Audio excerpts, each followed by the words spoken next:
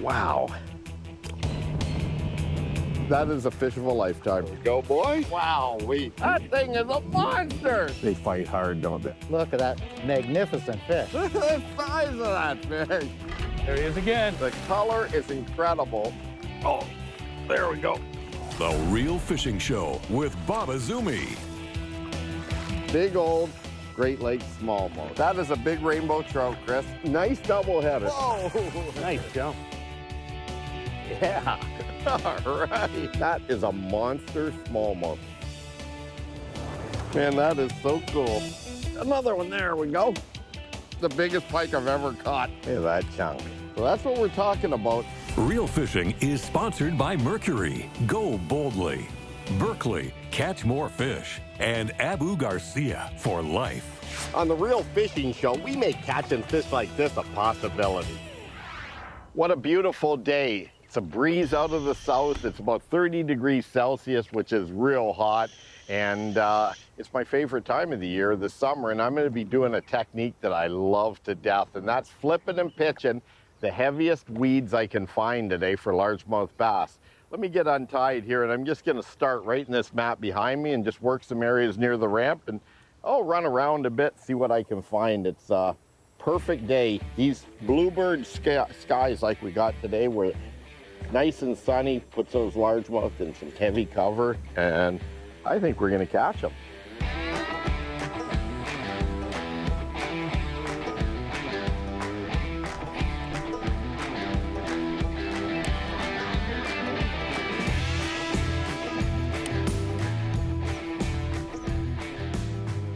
Oh, got him. Come on now there. Whole bunch of salad with this one. Oh. Well, did he get off? No, I think there is a largemouth in this package. Small, but he's got two eyes and he counts as one. Awesome. That didn't take long at all. So, you know, we got the wind blowing in out of the south. So right off the bat, if you look at a weed bed like this right here, you've got the wind blowing right in on it. Very key. When wind will position a lot of the more aggressive fish right on the front face of a lot of spots like this. So what I'm gonna do is just pitch the leading edge of this weed mat first. So I'm just gonna hit this anchor mode here. It's a little too deep in this water for the power poles. These are 8-foot power poles. So I'm just gonna hit the anchor mode on the trolling motor to hold me here. Oh, there's fish. Come on out there.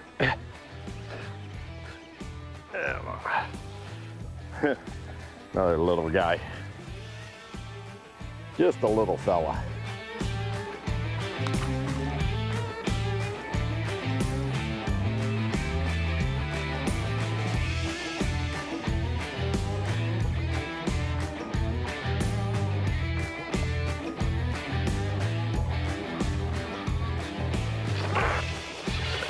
Oh, he got off. He's up around, oh there, no he didn't get off. Hey, that's a small fish when you think they're off and they're on and they're not even weigh 5 ounces. That is a small fish. What is a small fish like that eating a big lure like this thinking?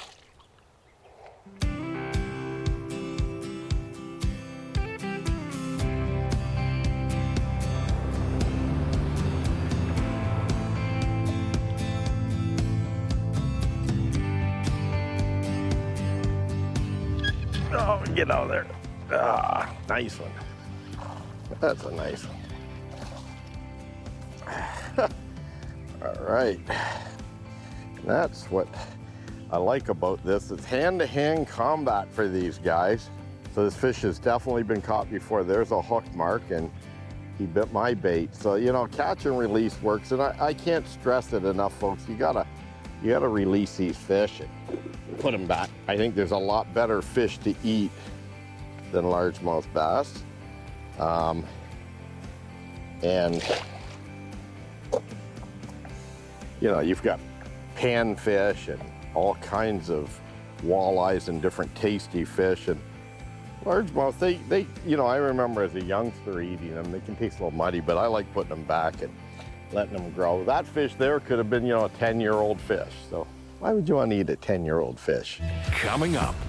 Definitely that's a healthy specimen there. Check that belly out.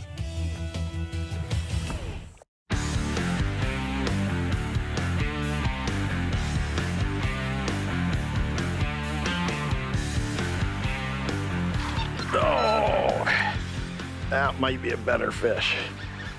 I'll put the power poles down. Come on out of here, baby.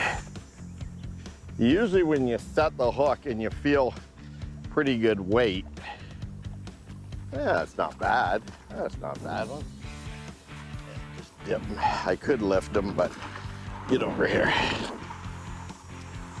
There we go. Nice chunk.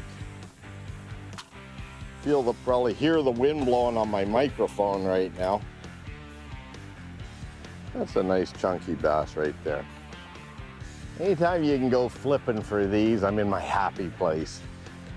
Definitely that's a healthy specimen there. Check that belly out. Sort of like a miniature signature series Bob Azumi model with the swelling midriff. Yeah, nice. All right. Thank you, bass. So you can see you got a little bit of salad. This is a messy way of fishing. After a day of fishing like this, you got to get the old power washer out for the boat. I always power wash my Ranger after a good largemouth flipping tournament because it's full of weeds and moss and salad. And so this is a power bait mac scent, and it really does smell. It's kind of like a combination of power bait and gulp from the folks at Berkeley, and it's just your standard creature style bait. You know, there's a lot of baits that look like this, but I'll guarantee none of them have the scent that this thing does. I don't know what they put in these baits, but fish do not let go of them. They want to eat them, and I'm rigging it Texas style, so I've got a straight shank hook here, Fusion 19 flipping hook, 4/0 flipping hook, straight shank, very sharp, and I'm taking it and I'm putting it in about a 1/2 inch through the head, threading it down, hiding the knot in the eye of the hook, and then I'm burying the point, and that's it. So it'll come through the cover because I got the hook, you know, buried in that creature hog. And this is a 3/4 ounce ultra tungsten weight, and this is actually flat black chip-proof paint. I've got a bobber stop on here that slides up and down my braid. And so this X5, 65-pound braid, it's actually pretty rough to the touch. It'll actually cut through the weeds more so than a smooth braid, which is better for long casting, but I'm not doing long casting. I'm just flipping and pitching. So that's the rig right there. All right. Is there another one home? So I'm power pulled down here, and I'm basically pitching right around the boat, and I don't want to move with the electric motor and stir it up. It's only 2-3 feet, maybe 4 feet at best here with a soft bottom. So I don't want to stir up the silt. But when you're faced with a bay like I've got here, there's a couple of approaches. So you've got basically this duckweed and floating mats and lily pads all around me. So if you look over here to my right, you can see a ton, and then you can see it all through this bay. A way to approach this would be, if you wanted, you could just basically take a frog, like a hollow belly frog, and throw it up over that and just, bring it across the surface and get some pretty massive blow-ups if they're on the frog. That's a technique we do in a lot of tournament fishing. If we got 2 people in the boat, one person will be covering all this with a frog, the other person will be just flipping and pitching all the mats like I'm doing today. And one of the things is that if you do get a blow up on, say, a frog in this and it misses the lure, then you just pitch back into that hole, and they show themselves because you'll see the hole they'll blow through on this. But both ways, very exciting fish, and And you know, I call it fishing the slop, and I love fishing the slop because it holds a lot of fish. They like to stay under there for the shade and the cover, and it's a good ambush spot for all the bluegills. Probably can't hear them, but there's a lot of bluegills in here popping. You know, they're feeding off the bottom of these weeds. And when you've got a lot of bluegills in an area, I guarantee you there's a lot of largemouth somewhere close by, because bluegills are just like bacon and eggs for a guy like me. That's what they are to the bass.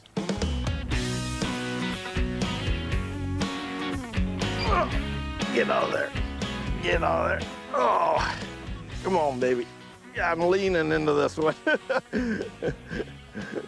Oh, man.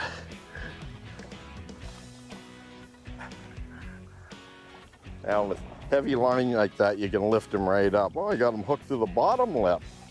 Aha. He's a bottom lipper. That hook will just pop right out. There we are. Nice.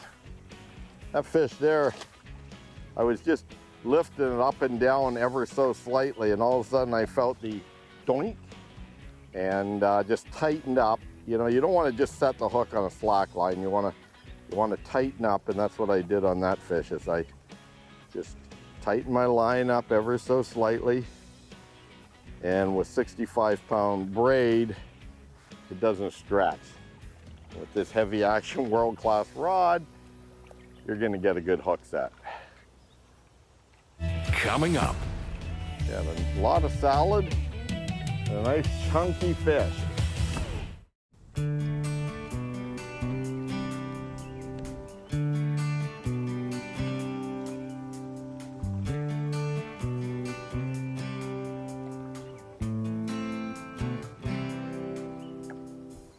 I've come around here and I'm going to go up this line of matted weeds, but I'm going to head into the wind now, but it's pretty stiff wind. I'd say out on the main lake, it's probably blowing 15, maybe 20 mile an hour. It's pretty windy, and I'm in a protected cove. So what I'm going to do is switch this flipping rod up with this Veracity here. Same thing, 7/8 heavy action rod, but I've got a little bit heavier weight on here. I have a 1 ounce ultra tungsten weight here, flat black. It's got that chip-proof paint as well.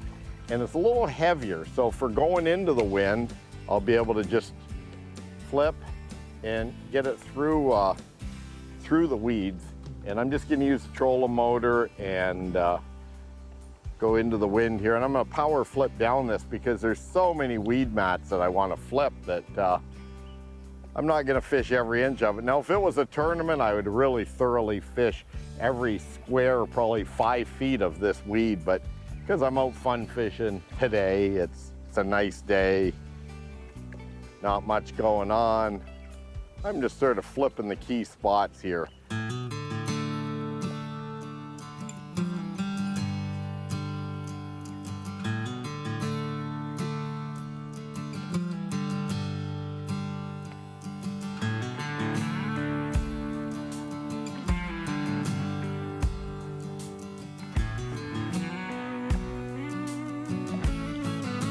Here we go. Get out of there. Oh, you get a lot of bruises on your stomach doing this. You get a lot of bruises on your stomach flipping in the cover for these things.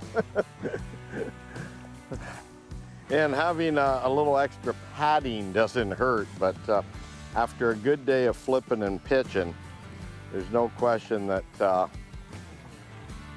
I've got a few black and blue bruises on the old belly here. But that's one thing about it, you know, it's basically hand-to-hand combat between you and the fish. You gotta put the wood to them after you set the hook, because you'll never get them out of that cover if you don't.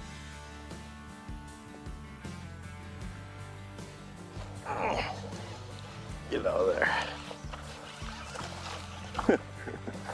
This one seems to be loaded up with little guys. Lots of little largemouth in here. You know, one thing is you got to match your tackle when you fish these, and this is a 7-foot 8-inch heavy action ferocity rod, very heavy duty rod. And the reel I got on here is it's a Revo Beast. See those big handles? I mean, this is just power. This is a very stiff rod. I mean, it's not quite as stiff as a pool cue, but it is a heavy action, so it's very stiff. And now, you know, it allows you to get that hook set, and it also really allows you to horse the fish out of this stuff. And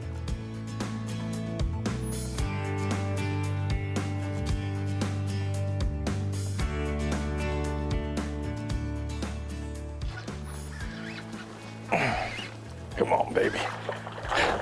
Come on out there. Oh, this thing was running and running. I had a hard time catching up to it. Thing was boogieing. Got a lot of salad and a nice chunky fish. All right.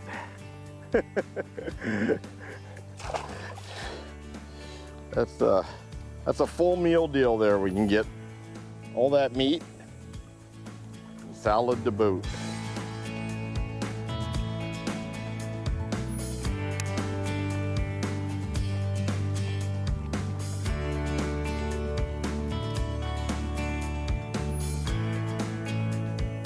Hey folks, it's started to blow pretty good here. Went out on some bigger sections of the area that are more exposed. A little stuck in the slop right now, so I'm gonna push-pull my way out because the big motor or the trolling motor won't get me out. I'm in the thick junk here, so stay tuned and I'll be right back. Punching the slop after this. Oh, it's not like a row, row, row my boat type of theme song for this one. This is heavy stuff. Coming up. Sometimes you'll catch pike when you're flipping. Let's take a look down under with this week's Fish Eye View, sponsored by Mercury. Go boldly. By definition, underwater structure is a change in surrounding topography, while cover refers to features that provide shade and security. Fishing or filming, if you can see them, it stands to reason they can see you. To overcome this problem, simply put some form of underwater cover between yourself and the fish. Strange as it may seem, it doesn't have to be much. A single rock, branch, or strand of weed is enough to allow you this close to most elusive fish out there. Even though you're still visible, there's a calming effect. It's like a security blanket to the fish. That's how we're able to get shots like these.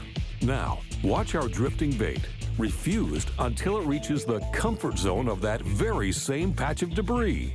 Here it is again. Next drift, same thing. It's just that dramatic. Without question, the very best overhead cover is man-made. While respecting private property, docks, anchored boats, and boathouses are classic places to find fish on any lake. Bear in mind, these are wild fish on a pressured cottage lake, and certainly not pet fish at the dock. Even so, this is exactly how we're able to film in this situation. Bottom line is, when you put the right type of cover between yourself and the fish, you can get away with anything.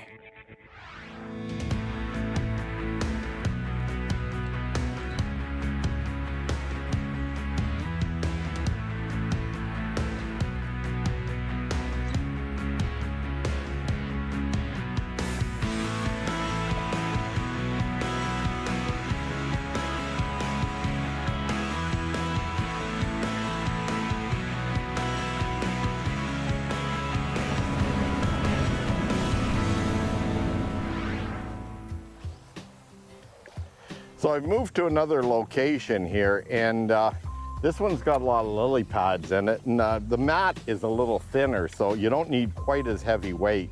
You could get by with, say, a 3/4 ounce or even a 1/2 ounce flipping weight just to get through, and you know, a lot of times you'll need 1 ounce to get through the real heavy stuff or even heavier. But in the case of this here, when you get these pads mixed in, usually it's open water underneath, because where the pad stems are, usually it's open under them. under the shade of the pads, there's not a lot of weed growth. So it's a good canopy for the fish around the lily pads, and also the fact that, you know, you've got these blown in weeds all around here. So you got the best of both worlds. You got lily pads, which everybody knows are a traditional haunting ground for largemouth. But then when you get the mixture of floating weed mats in, you can't ask for more, because you got the best of both worlds. And I know there's some big fish around here. It's just, you gotta pitch and pitch and pitch and get it in front of one, because they could be anywhere. So I'll take like grids of say 5 to 10 feet square, and I'll pitch this area, and then the area beside it, and the area beside it, and I'll just work around till I cover all the potential areas that I think a fish might be in. Because you really, sometimes if the fish are active, if you get it within 3, 4, 5 feet of them, they'll swim over and eat it. But if they're inactive, you know, you might have to hit them on the head with this bait.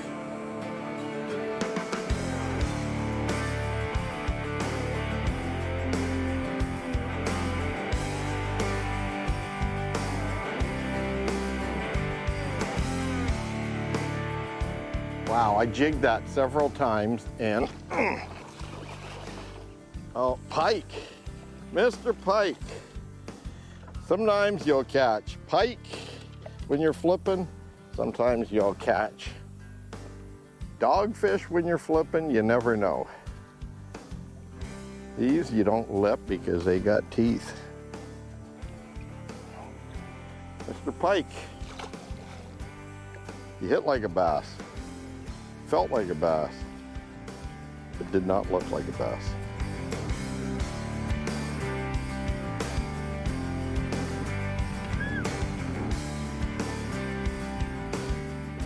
That's a high percentage area. You got a rock shoal right here, and you've got lily pads and weeds. So let's see if it's deep enough on the back side of this little rock shoal here, okay? So we'll make the perfect pitch right in the center. There we are. And there's the fish. Oh, ouch. Well, that was an expensive fish, folks.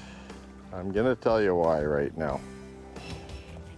Because I just smashed the crystal on my Rolex today. I really like this watch. It's stainless steel, it's waterproof, and that was a very expensive hook set. I think I'm gonna cry. Real Fishing was sponsored by Mercury, Go Boldly, Berkeley, Catch More Fish, and Abu Garcia for life. Well, that thing's got some weight to it. Size of that puppy right there. That is just wild. Man. Beautiful, beautiful. Look at the size of that thing.